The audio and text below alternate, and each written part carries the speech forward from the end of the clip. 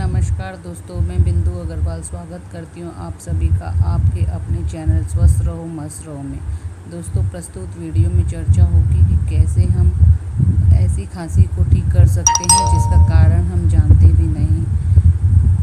Asthma या कोई भी तरह की खांसी जुकाम की समस्या एक सिंगल पॉइंट द्वारा हम ठीक कर सकते हैं। दोस्तों, जैसा कि आप लोकेशन में देख रहे हैं, इस पॉइंट का नाम है H5। इस पॉइंट पर आप एक मेथी दाना या स्टार मैग्नेट पेपर टेप में लगा के अप्लाई कीजिए। ये ट्रीटमेंट 7 से 8 घंटा चलेगा। ये आप रात में लगाकर सो भी सकते हैं और सुबह तक सोते सोते ही आपका ट्रीटमेंट हो जाएगा।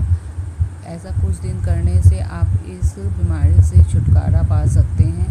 दोस्तों, अगर आपको मेरी दी गई जानकारी पसंद आए तो मेरे चैनल को लाइक, सब्सक्राइब और शेयर करना ना भूलें। अगर आप भी ग्रसित हैं किसी बीमारी से और उपचार चाहते हैं एक्यूप्रेशर थेरेपी से, तो मुझे कमेंट बॉक्स में ज़रूर लिखें।